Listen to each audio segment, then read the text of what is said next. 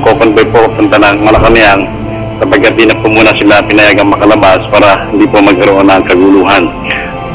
Sumasakay na po dito ngayon sa isang white van itong family at ilang mga miyembro ng gabinete ng ating administrasyon para po naman kung saan ay makapag-pugipong muli para sa ating mga kababayan.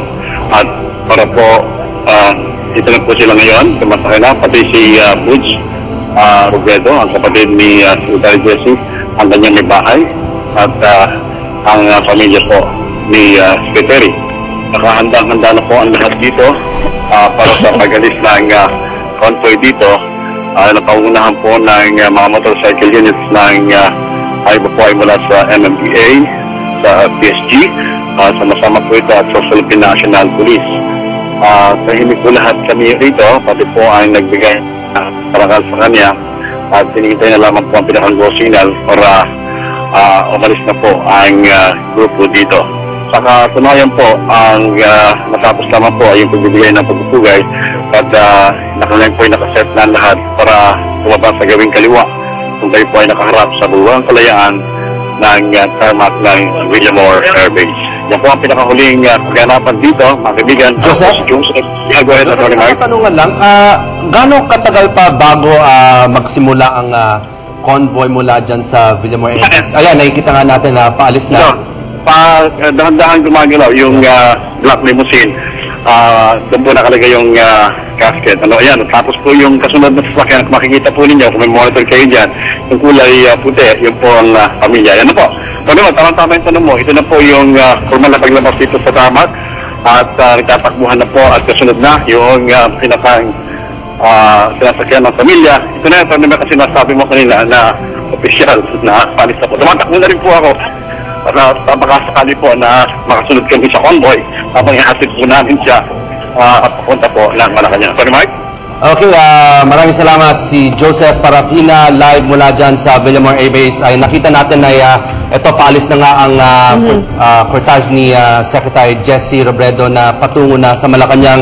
At mula nga sa Villamor Air Base, papuntang palasyo ng Malacanang, dadaan ang convoy sa Naiya Road, Rojas Boulevard, Padre Burgos Street, Finance Road, Ayala Boulevard, Ayala Bridge, Solano Street, at Malacanang Palace.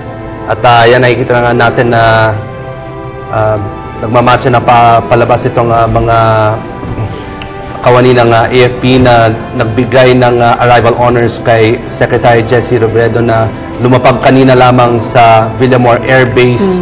At ngayon, handang-handa na rin ng Malacanang para sa pagsalubong. Nakikita natin si Pangulong Aquino na nandyan na. Handang-handa na sila sa pagsalubong sa convoy kung saan nakasakay ang labi ni Secretary Jessie Robredo na kakaalis pa lamang ng Villamor Air Base at mga ilang sandali lang ay darating na dyan sa Malacanang Palace. Maraming kalsadang tungo muna tayo sa kasama natin si Cathy San Gabriel dyan live mula sa Malacanang Palace. Cathy? Yes, Robert, nakikita natin sa ating mga TV screens na naghahanda na nga ang lahat, handa na ang lahat para sa pagsalubong dito sa funeral cortege ng yumaong DILG Secretary Jessie Robredo. Nakita natin ang Pangulong Aquino na lumabas na at nandito na sa harap ng Kalayaan Hall para salubungin ang mga labi ng yumaong kalihim.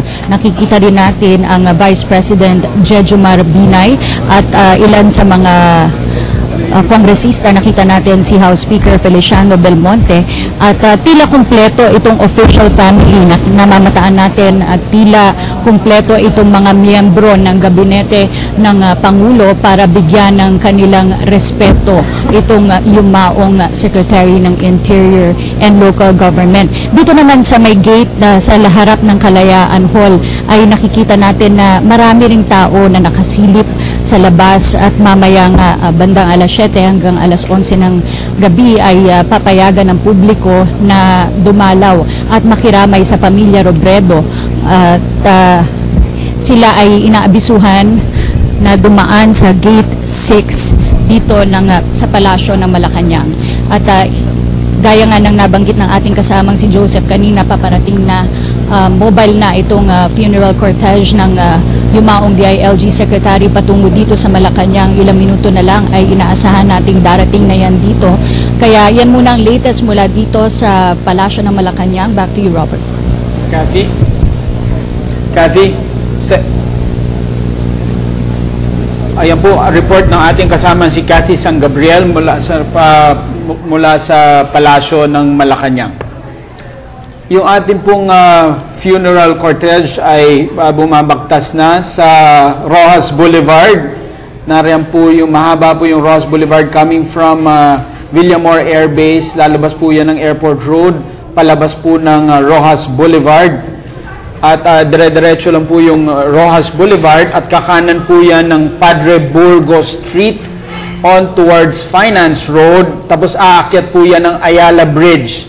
Diretso po ng Solano Street at nandyan na po yun, papasok na po yan sa compound ng Malacanang. Yan po nga pagkakanan po galing sa Ayala Bridge, yan na po, nandyan na po yung DBM at on towards yung gate, if I'm not mistaken, gate 4 of Malacanang Palace kung nasaan yung Kalayaan Hall. Oo. At sa mga oras na ito, ayan na naghihintay na rin na sa Malacanang si Pangulong Aquino at ang mga gabinete at iba pang mga government officials. At syempre, mamaya-maya lamang maumpisahan ng state funeral para kay Secretary Jesse Robredo. At sa mamayang hapon din ay may mga memorial services na mga ganap kung saan ito ay sponsored ng iba't ibang mga grupo tulad ng Urban Poor at Kaya Natin Movement. At sa mga gusto rin na masilayan ang labi ni Secretary Jesse Robredo ay magkakaroon din ng public viewing para sa ating mga kababayan.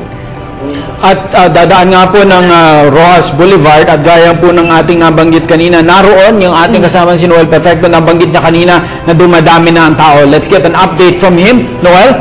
Yeah, tama ka dyan. Napakarami na ng tao rito from both sides of Rojas Boulevard. Nandito kayo sa may dating aristocrat kung saan ito, kita-kita natin, pati yung hanay ng kapulisan ay nandito na rin. Nag-aantabay, nasa tabi ko nga dito si Colonel Bangat. Colonel, brief words lang, ano ho ninyo masasabi ngayong araw na ito? Sa ngayon po, kami po pinadala rito po. Road security po kami rito sa area na po.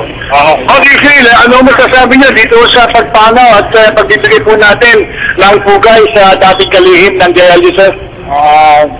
Kami po sa kapulisan po, nalulungkot po kami kasi wala po yung aming mga tinatawag po ng aming kapulisan dito sa Luzon ng Maynila po, na number 1 po yun. Lalo na si Secretary Robredo po. Yes, pangalan po naman yung spine. Hello? Siya talaga namang tumutulong nga dito sa pagbibigay ng higit sa daloy ng traffico dito sa kabaan ng Rojas Boulevard. Patuloy pa rin natin inaantabayanan ang pagdating nga nitong cortege at a while back, we just got from reports na umalis na po ng Villamor Air Base itong nasabing cortege ng dating kalihim. At ito, madami na kami nakikita ng ilaw dito. At yung tulad ng sinabi natin, pulong-pulo po ng mga nais makakita nitong labi, yung cortege ni Secretary Jesse Robredo. Both sides, on the right side, bibigyan ko lang kayo ng konting nasa right side po yung mahabang pila ng mga bumbero from the Chinese Volunteers Group, yung Texfire, at syempre pa para magbigay din ng kanilang huling pagsaludo sa dating kalihim ng local government si Jesse Robredo. At dito naman sa left side ay pulong-pulo. Itong mga kabataan from different schools dito sa ating what do you call this, kahabaan ng Rojas Boulevard. Ito, sandali lang. Dito si Colonel Quirante. Colonel Quirante, balita namin, padating na daw ho at malapit na ho yung karo ng dating kalihim, sir. Nag-move out na po at kanina pa rin tayong naka-prepare dito since maga pa lang, alas 9. At sinisecure na natin ang dinadaanan ng ating late DILG Secretary Robredo, sir. Mukhang mabilis itong pagdaloy ng cortege, Colonel. Opo, at bibigyan po natin ng halaga yung pagdaan niya at may courtesy lane po siya at ipipigilan ang lahat ng sasakyan para makarating po ng mahusay sa Malacanang. Yun, si Colonel Quirante ng Manila's Finest at ang kanyang buong grupo ay nag-maintain naman ang kaayusan at daloy ng trapiko. Napakaraming tao na rito. Kakaiba ito. First time na nangyari ito sa kahabaan ng Ross Boulevard. And everybody from all sectors ay nandito para to give their last salute o pagbibigay po kaya sa dating kalihim ng local governments. Go ahead. Noel? Yeah. Well, pakilarawan naman yung atmosphere dyan sa Ross Boulevard. Maganda. Yung iba, yung mga kabataan ay talaga naman masaya. Meron silang inihahanda mga isasaboy na confetti pagdating pagdaan dito ng cortege ng kalihim. At ito naman nasa tabi natin, iba pa, ay talaga naman nice lang makita. At pumalakpak, sabi nga nila, yung iba papalakpak bilang pagsaludo. Samantala yung kapulisan naman natin ay talagang sasaludo. At for the last, salute sa dating kalihim ng local government. Yan, maraming salamat. Noel Perfecto nag-uulat mula sa Rojas Boulevard. Robert, napapanood natin, Angel, yung naka-full formation na ang honor guards ng Malacanang, ready para sumalubong. Nakikita din natin on the right side of the screen, ayan na po yung convoy ng na may dala nung katawan ni Secretary, mga remains ni Secretary Robredo. At ilang minuto na lang yan siguro a few minutes. Makikita na natin dyan at yan nga, yung balita screen na nakikita natin dyan sa right side, yan yung live na traffic situation dyan sa Ross Boulevard kung saan dadaan nga ang cortege ni Secretary Jessie Robredo. At sinabi nga nung sa report ni Noel Perfecto kanina at nagkakaroon din ng crowd control para hindi maantala ang convoy. At mahaba kasi tatahakin itong convoy ito mula sa Villamor Air Base kasi dadaan pa ito sa Naiya Road bago ito makarating dyan sa Rojas Boulevard. At pag nakikita na yung Rojas Boulevard na yan, medyo mahaba-haba yan mula dun sa Naiya Road. Kaya inaantabayan nga natin dito, sa nakikita natin sa screen, dito sa bahagi ng Rojas Boulevard. At baka mga ilang minuto na lang ay makikita na natin ang convoy. Nakikita naman natin at medyo maayos naman ang daloy ng trapiko. At sabi nga ng kapulisan dyan, nakausap ni Noel Perfecto, at pag malapit na dumating yung convoy ay merong courtesy lane para hindi maantala ang pagpunta sa Malacanang. Angel? So yan, all the way to Rojas Boulevard, magtutungo sa Padre Burgos Street hanggang sa Finance Road, that dadaan din sa Ayala Boulevard, Solano Street, hanggang makarating ito sa Malacanang. Nako, today is also another significant day, no, dahil ito nga si Secretary Jessie Robredo ay mamaya-maya lamang ay ma-witness natin ang state funeral na ialay para sa kanya. It's also one of the first funerals na magaganap dyan nga sa may Kalayaan Hall sa Malacanang. If you notice, Angel, meron tayong yellow flags. Akala natin yung mukha ni Senator Benigno Aquino, pero mukhang mukha ni Secretary Robredo ang nalagay dyan. At gusto kong tanungin si Congressman Erin because we can't help but draw parallels dahil nga yung araw na na-discover, nakuha na yung body ni Secretary Robredo was also the day we were celebrating the death anniversary of Secretary Ninoy. Your thoughts on that coincidence, Kong? Well, sa katunayan nga, Mark, nung araw pong yan, August 21, I was part of the group that was in near Manila Hotel, yung kakanto ng Ross Boulevard at P. Burgos, kung saan nandun yung rebulto po ng ating minamahal na Senator Benigno Aquino Jr. At ginugunita nga po natin yung ika-29 na anibersaryo ng kanyang pagkabayani. At sabi ko nga po, nung ako po ay nagtalumpati nung araw na yun, patuloy po natin ipagdarasal dapat yung na sana mahanap po si Sec Jessie na buhay, not knowing that as soon as I entered my car at around 8:45 that Secretary Mar Rojas was about to make the announcement publicly that